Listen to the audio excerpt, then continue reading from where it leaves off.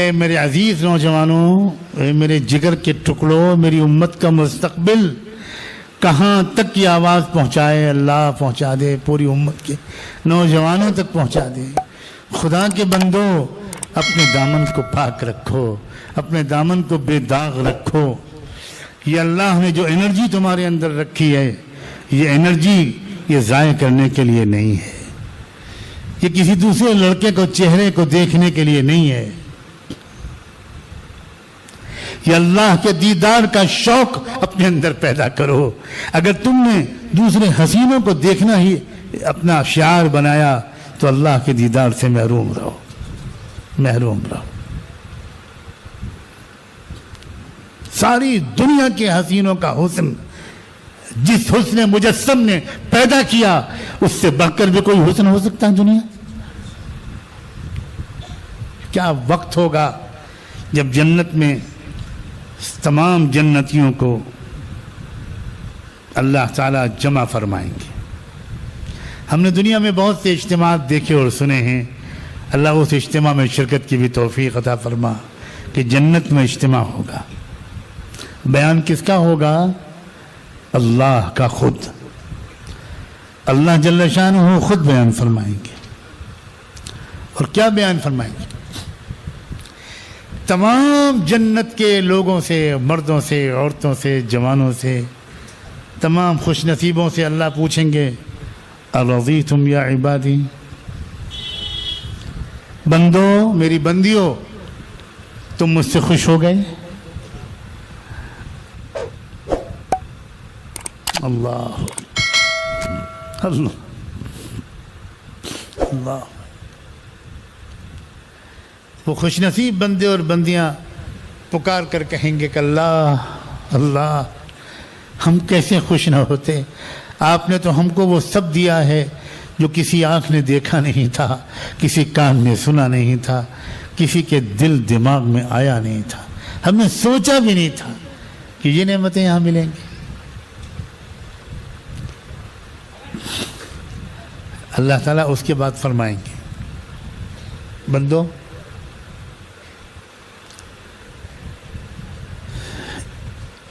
ابھی ایک نعمت باقی ہے۔ حیران ہو جائیں گے لوگ کہ اللہ کیا باقی ہے؟ اب اتنے شاندار محلات، ایسے بہترین کپڑے، اتنا شاندار فرنیچر، اتنے بہترین مشروبات اور کھانے، ایسا موسم،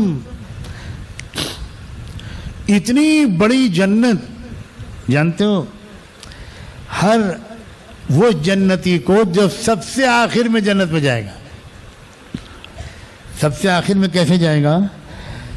بہت سے جنتی وہ ہوں گے جو بے حساب و کتاب جائیں گے، بہت سے جنتی وہ ہوں گے جو حساب و کتاب کے بعد جائیں گے، بہت سے جنتی وہ ہوں گے جو برسوں، ہزاروں، لاکھوں سال جہنم میں جلائے جانے کے بعد جائیں گے۔ وہ بھی جنتی ہوں گے کہ جب جہنم میں چلے جائیں گے، اللہ ہم میں سے ان میں سے ایک بھی ہم شامل نہ ہوں، تب اللہ تبارک و تعالیٰ ایک ایک کو نکالنے کا حضور کی دعاؤں کو سن کر حکم کریں گے کہ جو سب سے آخر میں جو انسان جنت میں جائے گا، وہ بیچارہ کھڑا ہوا دروازے پر گھبرائے ہوا کہ اب تو سب لوگ پہلے ہی جا چکے، جگہ تو بھر گئی ہوگی، اب میں کدھر جاؤں؟ تو اس سے اللہ تعالیٰ کی طرف سے پیغام ملے گا کہ جس دنیا سے تم آئے ہو، اس دنیا کے 10 گنا بڑی جنت تمہارے لیے لکھی گئی ہے، انتظار میں ہے، جاؤ۔ حضور فرماتے ہیں سب سے آخر میں جو انسان جنت میں جائے گا، اس کو اتنی بڑی جنت ملے گی۔ تو یہ ساری نعمتیں دے دینے کے بعد اللہ تعالیٰ پوچھیں گے، تو بندے کہیں گے کہ اللہ اب تو سب مل گیا، اب کیا باقی ہے؟ تو اس وقت اللہ فرمائیں گے نہیں، ابھی ایک نعمت باقی، بلکہ 2 نعمتیں باقی۔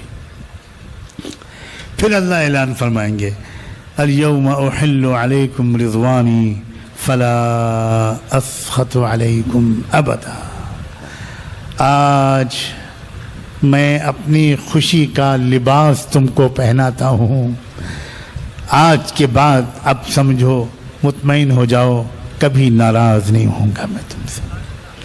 ہمارے علماء نے لکھا ہے، اکابر نے بتایا کہ یہ کہنے کی ضرورت اللہ کو کیوں محسوس ہوئی. ایسا لگتا ہے کہ اللہ تعالیٰ اپنے بندوں اور بندیوں کے دلوں میں جھانک کر دیکھ رہے ہوں گے. وہ دنیاوی زندگی اللہ کے خوف میں گزار کر آئے ہیں، تو ابھی تک ان کے دل میں کہیں نہ کہیں دھڑکا لگا ہوا ہے کہ کہیں کسی وقت جنت میں ہم سے کوئی ایسی غلطی نہ ہو جائے کہ ہم اس نعمت سے محروم کر دیے جائیں. تو اس پرانے خوف کے اثرات کو نکالنا اللہ اپنی شفقت کا تقاضا سمجھیں گے اور کہیں گے بندو اب مطمئن ہو جاؤ، کبھی میں تم سے ناراض نہیں ہوں گا. ختم. کیونکہ اگر انسان کو بہت عیش کے سامان بھی مل رہے ہوں لیکن دل میں دھڑکا لگا ہوا ہو کہ پتہ نہیں کب چھن جائے تو اس کا مزہ کرکرا ہو جاتا ہے. تو اللہ تعالیٰ یہ اطمینان دلائیں گے. دوسرا انعام اس سے بھی بڑا، وہ یہ کہ بندوں اور بندیوں، میں جانتا ہوں کہ تم غیب میں مجھے دیکھے بغیر مانتے چلے آئے. میرے سورج کو دیکھا، میری گواہی دی. میرے چاند کو دیکھا، میری گواہی دی. آسمان اور زمین کو دیکھا، میری گواہی دی. میرے قرآن کو پڑھا، میری گواہی دی. میرے نبی کو دیکھا اور سنا، میری گواہی دی. تم نے میری نعمتوں کو دیکھ کر مجھے دیکھا، پہچانا، دیکھا نہیں تھا. یہ میں جانتا ہوں کہ تمہارے دل میں مجھے دیکھنے کی تمنا ہے. آج میں سارے حجابات اٹھاتا ہوں اور اب جی کھول کر میرا دیدار کرو. اللہ ہمیں اپنے دیدار سے محروم نہ فرما. ہم گندی قسم کی چیزیں اور فضول چیزیں اور گندی تصویریں اور یہ اور وہ دیکھ کر اس نعمت سے اپنے کو محروم نہ کریں. یہ حق ہے، حق ہو کر رہے گا. یہ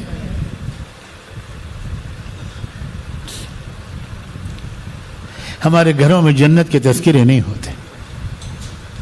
یاد کرو آپ کے گھر میں کب ایسا ہوا ہو کہ کسی بچے نے پوچھا ہو کہ امی آپ کیوں رو رہی ہیں.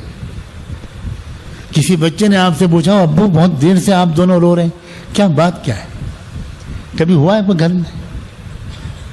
کیوں نہیں ہوا؟ کیوں نہیں ہوا؟